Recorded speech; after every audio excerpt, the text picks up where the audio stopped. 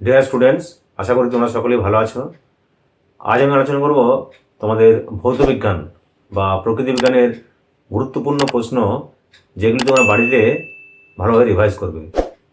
আর মাত্র কয়েকদিন পরেই শুরু হচ্ছে তোমাদের মাধ্যমিক পরীক্ষা, তাই এখন নতুন করে কিছু পড়তে গেলে সমস্যা হতে পারে।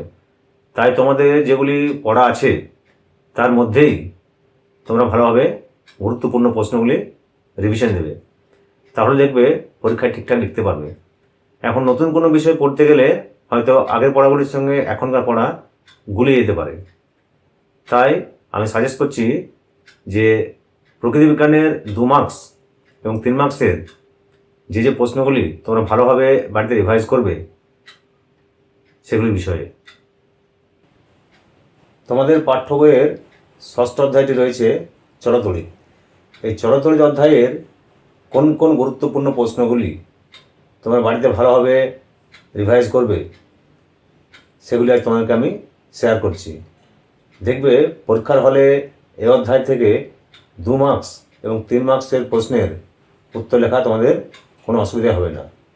এই অধ্যায়ের প্রথম প্রশ্ন রয়েছে, ফ্লেমিংয়ের বাম হস্ত নিয়মটি লেখো। পরের প্রশ্ন থাকছে, ওহমের সূত্রটি লেখো এবং তা থেকে রোধের সংজ্ঞা দাও।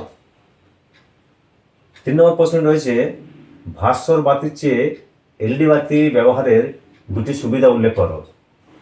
নাম্বার 4-এ আছে, অ্যাম্পিয়ারের সন্তরণ নিয়মটি লেখো।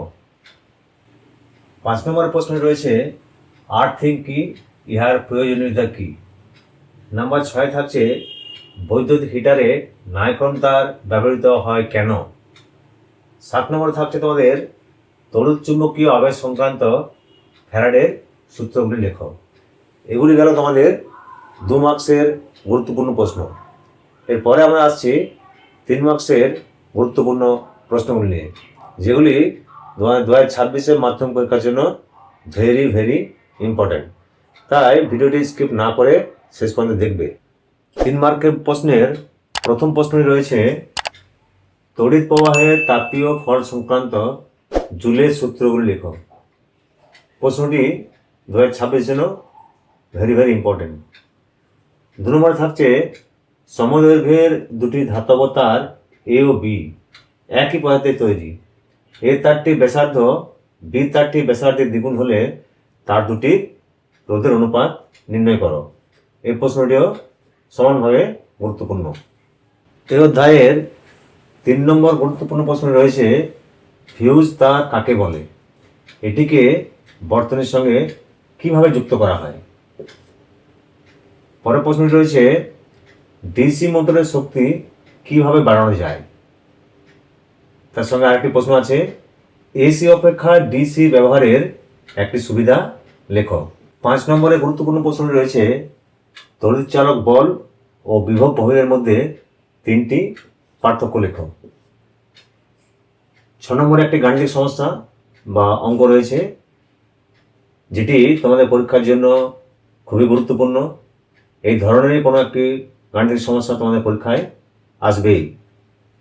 একটি বাড়িতে 10টি 60 ওয়াটের বাল্ব, 5টি 80 ওয়াটের পাখা, একটি 80 ওয়াটের টিভি প্রতিদিন 5 ঘন্টা করে চলে। প্রতি ইউনিট 6 টাকা হিসাবে মাসে মোট কত টাকা খরচ হবে। 1 মাস সমান 30 দিন বলে দেওয়া আছে। এই প্রশ্নগুলি তোমরা যদি খুব ভালোভাবে রিভাইজ করে যাও, দেখবে চলতড়িৎ অধ্যায় থেকে 2 মার্কস এবং 3 মার্কসের প্রশ্নের উত্তর লেখার জন্য পরীক্ষার হলে তোমাদের কোনো অসুবিধা হবে না। যদি ভিডিওটি তোমাদের ভালো লাগে তাহলে লাইক করবে। তোমাদের যে কোনো রকম প্রশ্নের জন্য কমেন্ট বক্সে লিখে জানাবে। আর যারা আমার নতুন দর্শক তাদেরকে বলবো চ্যানেলটি অবশ্যই সাবস্ক্রাইব করে রাখবে। ধন্যবাদ।